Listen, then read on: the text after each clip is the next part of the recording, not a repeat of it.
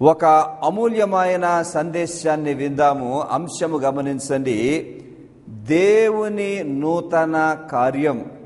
యెషయా గ్రంథం 43వ అధ్యాయము 19వ వచనములో మొదటి 2 పంక్తులు నేను చదువుతూ ఉన్నాను. ఇదిగో నేనొక నూతన క్రియ చేయుచున్నాను, ఇప్పుడే అది మొలుచును, మీరు దాని నాలోచింపరా. ప్రియమైన సోదరి సోదరుడా, ఆనాడు యెహోవా దేవుడు ఇశ్రాయేలు ప్రజలకు చేసిన ఆ వాగ్దానము టెలివిజన్ ద్వారా చూస్తున్న ప్రతి ఒక్కరికి వాగ్దానము చేస్తూ ఉన్నాడు. ఆ కార్యము మీ జీవితాల్లో అప్పుడే ప్రారంభమై ఉన్నది, అతి త్వరలోనే అది ముగించనయున్నది. అయితే యెహోవా దేవుడు ఒక ప్రశ్న వేస్తున్నాడు, చూడండి. దాన్ని మీరు ఆలోచన చేయండి. ఏం ఆలోచన చేయాలి? ఎలాంటి నూతన కార్యము నేను మీలో చేయనయున్నానో మీరు గ్రహించండి. నంబర్ 2, ఆ నూతన కార్యము నేను మీలో చేయాలి అనంటే మీరు చేయవలసినది కూడా మీరు గమనించండి. నిజమే ప్రియ సోదరి సోదరుడా, మరి మీలో అనేక మంది యెహోవా దేవుడు మీ కుటుంబాల్లో, మీ జీవితాల్లో, మీ వ్యక్తిగత దాంపత్యాల్లో ఏదో ఒక నూతన కార్యము చేయాలని మీరు ఎదురు చూస్తూ ఉన్నారు. సమయం ఆసన్నమైనది. ప్రభు వాగ్దానము చేస్తున్నారు, నేను ఒక నూతన కార్యము చేయనై ఉన్నాను, అది అప్పుడే ప్రారంభమైపోయినది, దాన్ని మీరు ఆలోచన చేయండి. నిజమే ప్రియా సోదరి సోదరుడా, మన రక్షణ ఎంత అమూల్యమైనది. మన ప్రభు అయిన యేసు క్రీస్తు ఎంత అమూల్యమైన రక్షకుడు, ప్రభువు. ఆయనలో ఉన్న విశేషము గమనించండి. ఆయన సమస్తమును ఎప్పుడూ కూడా నూతనముగా చేసే దేవుడు. ఆయన ఏది తాకితే, ఏది స్పర్శిస్తే అది నూతనమైపోతుంది. రక్షణ అన్నది ప్రియులరా చాలా అమూల్యమైనది. ఈ రక్షణలో మన జీవితాల్లో, మన కుటుంబాల్లో, దాంపత్యాల్లో, వ్యాపారాల్లో, చదువుల్లో, సమస్తములో యేసు ప్రభు ఎప్పుడూ కూడా ఒక నూతన కార్యము చేయడానికే సిద్ధముగా ఉన్నారు. ఈ అమూల్యమైన సందేశములో ఇంకా ఒక అడుగు ముందుకు వెళ్దాం ప్రియులరా. మరి యేసు ప్రభు వాగ్దానము చేస్తున్నారు, మన జీవితాల్లో ఆయన ఒక నూతన కార్యాన్ని చేస్తారట. ఏమిటి ఆ నూతన కార్యము? నేను 2 విషయాలు చెప్తున్నా, చాలా జాగ్రత్తగా వినండి. ఆయన ఒక నూతన మార్గాన్ని తెరవనై ఉన్నారు. ఆ నూతన మార్గమే ఆ నూతన కార్యం. చూడండి, యెషయా 43:19వ వచనములో, నేను అరణ్యములో త్రోవ కలుగ చేయుచున్నాను, ఎడారిలో నదులు పారజేయుచున్నాను. ఇక్కడ 2 రకాల త్రోవ. ఒకటి అరణ్యములో త్రోవ, రెండవది ఎడారిలో త్రోవ. ఎంత అమూల్యమైన సత్యం ప్రియులరా. నిజమే, మన యేసు ప్రభు మానవ జీవితాలు ఒకవేళ అరణ్యంగా తయారైతే, చీకటితో నిండి ఉంటే, భయంకరమైన పరిస్థితులతో కూడి ఉంటే, అట్టి అరణ్య పరిస్థితుల్లో సహితము ఆయన ఒక నూతన మార్గాన్ని తెరవగలిగిన మహాదేవుడు. బహుశా ఎవరు ఏ అరణ్యములో ఉన్నారో నాకు తెలియదు ప్రియులారా, కానీ జీవిత వాస్తవ్యాలు నాకు తెలుసు. కొంతమంది మీలో ఈ అరణ్యము అనగా ఒక కష్టమైన త్రోవలో నడుస్తున్నారేమో, జీవితము కష్టమైపోయిందేమో, అడుగు ముందుకు వేయడమే కష్టమైపోతుందేమో, మరొక దినము జీవించడమే కష్టమైపోతుంది ఏమో, హృదయములో బాధ, దుఃఖము, నిస్పృహ, దిగ్భ్రాంతి ఎవరిని ఏ రకంగా కలవర పెడుతుందో నాకు తెలియదు ప్రియులరా. అదొక కష్టమైన త్రోవ అయితే ప్రభు అంటున్నారు, చూడండి, ఆ కష్టమైన త్రోవను నేను తొలగించనై ఉన్నాను, నీకు ఒక సునాయసమైన త్రోవను తెరవనై ఉన్నాను. Praise the Lord. మీరు నేను ప్రియులరా ఈ వాగ్దానాన్ని చేపట్టాలి. యేసయ్యా, నిజమేనైనా ఈ కష్టమైన త్రోవ తొలగించి నాకు ఒక సులువైన, సరళమైన, సునాయసమైన మార్గం తెరవమని మనం ప్రార్థన చేయాలి ప్రియులరా. అలాగే మరి మనలో కొంతమంది సమస్యలు అన్న త్రోవలో నడుస్తున్నామేమో, మరి కొంతమందికి సమస్యల మీద సమస్యలు వస్తాయి. ఒక సమస్య పోతే రెండు వస్తాయి. జీవితకాలం అంతా సమస్యలే. ఒకవేళ మీలో ఎవరైనా సరే ఆ సమస్యల్లో కూరుకుపోయి ఉన్న ఎడల, ఆ సమస్యల భారము మొయలేని పరిస్థితిలో ఉన్న ఎడల, యెహోవా దేవుడు అంటున్నాడు చూడండి, ఇదిగో ఈ అరణ్యమైన ఈ సమస్యలను నేను తొలగిస్తాను. ఇదిగో ఈ సమస్యలకు నేను ఒక అద్భుతమైన మార్గము తెరవనయున్నాను. Praise the lord. అతి త్వరలోనే ప్రియులరా, యేసు ప్రభు మీ సమస్యలను పరిష్కారము చేయనయున్నారు. అద్భుతమైన విడుదల రానయున్నది. శ్రమలు, శారీరక శ్రమ, అనారోగ్యము అన్న శ్రమ, మానసికము అన్న శ్రమ, మరి మనుషుల ద్వారా శ్రమ, సైతాను శక్తుల ద్వారా శ్రమ, దుష్ట శక్తుల ద్వారా శ్రమ, లోకము ద్వారా శ్రమ. ఎవరైనా అలాంటి శ్రమలో ఉంటే ప్రభు అంటున్నారు చూడండి, నీవు అధైర్యపడవద్దు, నీవు నా బిడ్డవు, నీవు నా కుమార్తెవు. ఇదిగో నీ శ్రమల నుండి నేను విడుదల చేయనయున్నాను. అరణ్యములో నేను త్రోవ కలుగ చేస్తాను. అక్కడ ఇంకో మాట అంటున్నారు చూడండి, ఎడారిలో నేను నదులు కలుగ చేయుచున్నాను. ఎడారి ఎడారి ఎడారి ప్రియులరా, నిజమే. చాలా మంది జీవితాలు ఎడారిలాగా తయారవుతూ ఉన్నాయి. కొంతమంది జీవితాలు ఆర్థిక ఇబ్బందుల ద్వారా ఎండిపోయి ఎడారిలాగా తయారై ఉండవచ్చు.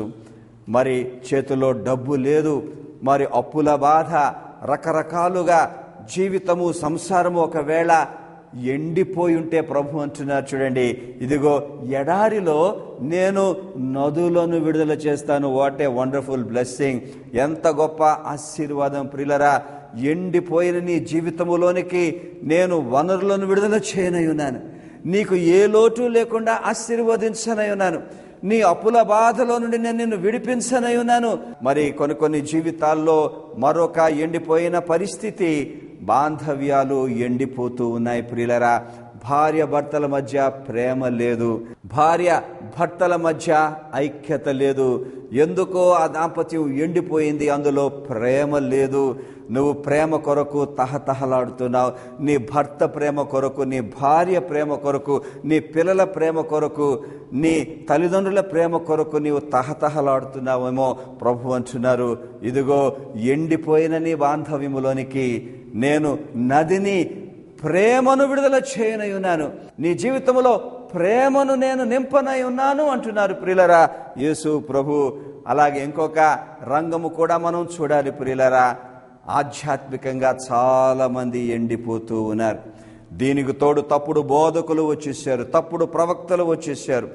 దేవుని వాక్యాన్ని భిన్నంగా, తప్పుడుగా, భయంకరంగా బోధిస్తూ విశ్వాసాన్ని సన్నగిల్లింప చేస్తున్నారు. ఆధ్యాత్మిక జీవితాన్ని సర్వనాశనము చేస్తూ ఉన్నారు. చాలా మంది ఆ తోడేళ్లకు ఆహుతి అయిపోతున్నారు. అట్టి స్థలాలకు దయచేసి మీరు వెళ్ళొద్దని నేను విజ్ఞాపన చేస్తున్నాను ప్రియులరా. దేవుని వాక్యానికి కట్టుబడి ఉండండి. మీ స్థానిక సంఘానికి కట్టుబడి ఉండమని నేను కోరుతున్నాను ప్రియులరా. ఒకవేళ ఆధ్యాత్మిక జీవితంలో ఎండిపోతూ ఉంటే యేసు ప్రభు అంటున్నారు చూడండి, ఇదిగో నేను నదిని విడుదల చేయనయ్యాను, నా ఆధ్యాత్మిక వనరులు విడుదల చేయనయ్యాను. I'm going to revive your spiritual life, I'm going to bless you in your spiritual life. నిజంగా ప్రియులరా, చాలా మంది ఆధ్యాత్మికంగా జీవించాలని ఆశ ఉన్నది, కానీ శరీరం కిందికి లాగేస్తున్నది. ఆత్మ సిద్ధమే గాని శరీరం బలహీనము. కానీ యెహోవా దేవుడు పూనుకుంటే, యెహోవా దేవుడు సహాయము చేస్తే సైతానేమి చేయలేడు ప్రియులరా. ఎండిపోయిన ఆధ్యాత్మిక జీవితాలను ఆయన వికసింప చేయగలరు.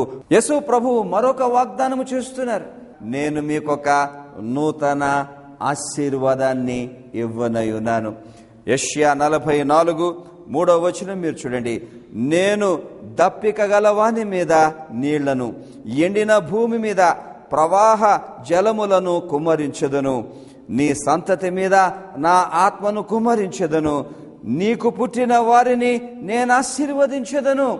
What a beautiful words. ఆ మాటలు మీరు గమనించండి. దప్పిగొన్న వారి మీద నేను నీళ్లను కుమ్మరించెదను. ఎంతో దప్పిక ఉన్నది. యేసయ్యా, ఫలానా ఆశీర్వాదం నాకు కావాలి అని మీలో ఎంతమంది కనిపెడుతున్నారు? యవనస్తులు వివాహాల కోసం కనిపెడుతున్నారు, మరి యవనస్తులు ఉద్యోగాల కోసం కనిపెడుతున్నారు, పిల్లలు లేని వారు పిల్లల కోసం కనిపెడుతూ ఉన్నారు, ఆర్థిక వనరుల కోసం కనిపెడుతూ ఉన్నారు, చదువుల కోసం కనిపెడుతూ ఉన్నారు, స్వస్థత కోసం కనిపెడుతూ ఉన్నారు. హృదయాల్లో ఎంతో దప్పిక ఉంది ప్రియులరా. యేసు ప్రభు అన్నారు, నేను ఆ దప్పికను నేను తీరుస్తాను, ఆ దప్పికలోనికి నా నీళ్లను నేను విడుదల చేయనయున్నాను. నిజముగానే ప్రభు ఒక వాగ్దానముగా ఈ సందేశాన్ని ఇస్తున్నారు. నేను ఒక నూతన కార్యము చేయనయున్నానని సూటిగా మనతో మాట్లాడి, ఇదిగో ఆ నూతన కార్యం అప్పుడే ప్రారంభమైపోయింది. ఏ క్షణమైనా అది మనలోనికి విడుదల కానై ఉన్నది. అక్కడ ఇంకొక మాట అంటున్నారు చూడండి, ఇదిగో నా ఆత్మను కుమరించెదను నీ మీద, నీ సంతతి మీద. అంటే ఆధ్యాత్మిక ఆశీర్వాదాలు, స్పిరిచువల్ బ్లెస్సింగ్స్. వినండి ప్రియులారా, భౌతిక బ్లెస్సింగ్స్ కన్నా స్పిరిచువల్ బ్లెస్సింగ్స్ మోర్ ఇంపార్టెంట్. యెహోవా దేవుడు వాగ్దానం చేస్తున్నాడు చూడండి, నేను నా ఆత్మను కుమ్మరించెదను, పరిశుద్ధాత్మ దేవుని నింపుదల అభిషేకాన్ని నేను ఇవ్వనై ఉన్నాను. ఎవరైతే పరిశుద్ధాత్మ నింపుదల, పరిశుద్ధాత్మ అభిషేకం పొందుతారో, ఎవరిలో అయితే పరిశుద్ధాత్మ దేవుడు పని చేస్తాడో వారి జీవితాల్లోనికి ప్రియులారా ఆధ్యాత్మిక ఆశీర్వాదాలు దొర్లుకుంటూ వస్తాయి. ఇక్కడ ఒక అమూల్యమైన సత్యాన్ని మనం గమనించాలి. చాలాసార్లు క్రైస్తవ జీవితంలో ఏమనుకుంటాం, యేసు ప్రభు అందరినీ దీవిస్తున్నారు కానీ నన్ను మర్చిపోయారు, యేసు ప్రభు అందరినీ దీవిస్తున్నారు కానీ నన్ను విడిచిపెట్టారు. అలాగా ఎవరైనా నిస్పృహలో ఉన్న ఎడల వారికి ఇదే పాఠ్య భాగములో నుండి దేవుని వాగ్దానాలు ఇస్తున్నాను చూడండి ప్రియులారా. ఆ మొదటి వచనములో ప్రభు అంటున్నారు, ఇదిగో నేను నిన్ను విమోచించి ఉన్నాను, నేను నిన్ను రక్షించాను, నా ప్రాణాన్ని పెట్టి రక్షించుకొని నేను వదిలేస్తాను, నేను వదలను నేను. అక్కడ ఇంకో మాట అంటారు, నిన్ను పేరు పెట్టి పిలుచుచున్నాను. నీ సంగతి నాకు తెలుసు, నీ దుఃఖము నాకు తెలుసు, నీ బాధ నాకు తెలుసు, నీ అనారోగ్యము నాకు తెలుసు, నీ శోధన నాకు తెలుసు, ఎలాంటి మానసిక రుగ్మతలో ఉన్నావో నాకు తెలుసు, నీ పేరు నాకు తెలుసు, నేను నిన్ను విడిచిపెట్టలేదు. ఇంకో మాట అంటారు, నువ్వు నా సొత్తు. ఆ మొదటి వచనములో, ఇశ్రాయేలు నీవు నా సొత్తు. ఓ ప్రియమైన సంగమా, ఎవరైనా ఒక సొత్తు కలిగి ఉంటే ఆ సొత్తును చాలా జాగ్రత్తగా పట్టుకుంటారు, వదిలిపెట్టరు, కాపాడుకుంటారు. యెహోవా దేవుడు కూడా అదే మాట అంటున్నాడు, నువ్వు నా సొత్తువు కనుక నేను నిన్ను కాపాడుకుంటాను, నిన్ను విడువను, నిన్ను ఎడబాయను. అక్కడ ఇంకో మాట అంటారు చూడండి, నీవు అగ్ని మధ్యను నడుచున్నప్పుడు కాలిపోవు, జ్వాలలు నిన్ను కాల్చవు. జ్వాలలు నిన్ను కాల్చవు. ఏ సమస్యలు అయితే ఉన్నావో, ఏ అరణ్యములో అయితే ఉన్నావో, ఏ ఎడారిలో అయితే ఉన్నావో, ఏ కష్టములో అయితే ఉన్నావో, ఏ దుఃఖములో అయితే ఉన్నావో, ఏ అనారోగ్యములో అయితే ఉన్నావో, యెహోవా దేవుడు వాగ్దానం చేస్తున్నారు చూడండి, అవి నిన్ను నాశనము చెయ్యవు, దానిలో నుండి నువ్వు బయటికి రానయ్యున్నావు. Praise the lord. ప్రేమైన సోదరి సోదరుడా, ప్రభు మనల్ని బయటికి లాగనై ఉన్నారు, ఒక నూతన కార్యము చేయనై ఉన్నారు. ఇప్పుడు చాలా ప్రాముఖ్యమైన విషయాన్ని చెప్తున్నాను ప్రియులారా. ఈనాడు బోధకులు ఆశీర్వాదాలు వచ్చేస్తాయి అని గొంతు చుచ్చుకొని మరీ ప్రకటిస్తున్నారు, బోధిస్తున్నారు. ఆశీర్వాదాలు ఊరికేనే రావు. దేవుని వాక్యములో దేవుని ఆశీర్వాదాలు పొందాలి అని అంటే ఎక్కడన్నా మీరు చూడండి, దానికి ఒక షరతు ఉంటుంది. షరతులు చెప్పకుండా వట్టినే వాగ్దానాలు చేసేవారు అబద్ధ బోధకులు, తప్పు బోధకులు. దేవుని ఆశీర్వాదాలు కావాలా, ఒక షరతు ఉంటుంది. వినండి ప్రియులారా, ఆ నూతన కార్యం మీ జీవితంలో జరగాలి అని అంటే మీరు చేయవలసింది ఒకటి ఉన్నది, మనము చేయవలసింది ఒకటి ఉన్నది. 26వ వచనం చదువుతున్నాను, చాలా జాగ్రత్తగా వినండి. నాకు జ్ఞాపకము చేయము, మనము కూడి వాదింతుము, నీవు నీతిమంతుడుగా తీర్చబడినట్లు నీ వ్యాజ్యమును వివరించము. ఇక్కడ యెహోవా దేవుడు ఇశ్రాయేలు ప్రజలతో నువ్వు నాకు జ్ఞాపకం చేయి. ఏం జ్ఞాపకం చేయి? ఏం జ్ఞాపకం చేయమంటున్నారు అంటే వినండి, నేను నిన్ను ఎందుకు దీవించాలో జ్ఞాపకం చేయి. నీ జీవితంలో నేను ఒక నూతన కార్యం ఎందుకు చేయాలో నీవు నాకు జ్ఞాపకం చేయి. అక్కడ ఒక పెద్ద మాట వాడతారు చూడండి, నిన్ను నేను ఎందుకు దీవించాలో ఓ నా ప్రియ బిడ్డ, నువ్వు నాతో వాదించు, నువ్వు నాతో వ్యాజ్యమాడు. చాలా లోతైన భావం ఉంది ప్రియులారా ఇందులో. దీన్ని ఇంగ్లీష్లో రిటారికల్ క్వశ్చన్ అంటారు. ఏంటంటే ఇది, ఇశ్రాయేలు నువ్వు నన్ను దీవించమంటున్నావు. వినండి, వాస్తవానికి యెహోవా దేవా నన్ను దీవించు నాయనా అని ఎవరము వాదించలేం. ఎవరము కూడా యెహోవా దేవునితో వ్యాజ్యమాడలేం. ఇదిగో ఆ సత్యము చూపించడానికి, ఆ సత్యము గ్రహించాలని, ఆ సత్యం మనం ఆలోచన చేయాలని దేవుడైన యెహోవా ఈ మాటలు అంటున్నాడు. చూడండి, ఇశ్రాయేలు నా ప్రియ బిడ్డ, నా కుమారుడా, నా కుమార్తె, నేను నిన్ను ఎందుకు ఆశీర్వదించాలో వాస్తవానికి నీవు నాతో ఎన్నడూ వాదించలేవు, వ్యాజ్యమాడలేవు. ఎందుకో తెలుసా? నీలో తప్పు పెట్టుకొని నిన్ను దీవించమని నువ్వు ఏ ముఖం పెట్టి అడుగుతావు? నీవు అన్ని అక్రమమైన పనులు చేస్తూ, పాప మార్గాల్లో నడుస్తూ, నా నామాన్ని దూషిస్తూ, నన్ను అవమానపరుస్తూ, సమస్తమును నీ జీవితంలో నాకు వ్యతిరేకంగా చేస్తూ నన్ను దీవించమని నువ్వు ఎలా వాదిస్తావు? నువ్వు ఏ ముఖం పెట్టుకొని నన్ను అడుగుతావు? ఇశ్రాయేలు, నువ్వు ఇది గ్రహించాలి. ముందు ప్రియమైన సంగమా, మీరు నేను ఇదే గ్రహించాలి. యెహోవా దేవుడు మనలను ఆశీర్వదించాలి అని అంటే ఆయనతో ఎన్నడూ మనం వ్యాజ్యమాడలేము, ఎన్నడూ మనం వాదించలేము. ఎందుకో తెలుసా? చూడండి, 24వ వచనములో యెహోవా దేవుడు అంటున్నాడు, నీ పాపముల చేత నీవు నన్ను విసికించితివి, నీ దోషముల చేత నన్ను ఆయాస పెట్టితివి. ఇంతగా నన్ను విసికించి, ఇంతగా నన్ను ఆయాస పెట్టి నన్ను దీవించమని వాదించడానికి నీకు నోరెక్కడి నుంచి వస్తుంది? రాదు. ప్రియమైన సంగమా, రక్షణ పొందిన మనం దీన్ని బాగా గ్రహించాలి. ఈనాడు ఆశీర్వదించు, ఆశీర్వదించు, ఆశీర్వదించు, రకరకాల స్థలాలకి పరుగులు తీస్తూ ఉన్నారు. సేవకులు కంఠోపదంగా బోధిస్తూ ఉన్నారు.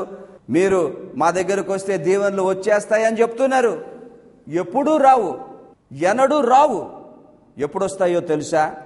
మన ఆత్మ పరిశీలన చేసుకొని ఆ యేసు ప్రభువును మనం ఏ విషయాల్లో విసికించామో, ఏ విషయాల్లో ఆయాస పెట్టామో అది గ్రహించి దేవుని పాద సన్నిధికి వచ్చినప్పుడు ప్రియులరా ఏం చేయగలుగుతామో తెలుసా?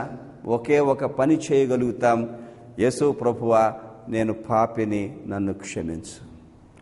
నీ కృపను బట్టే నన్ను దీవించు, నీ కృపను బట్టే నన్ను నీవు క్షమించు.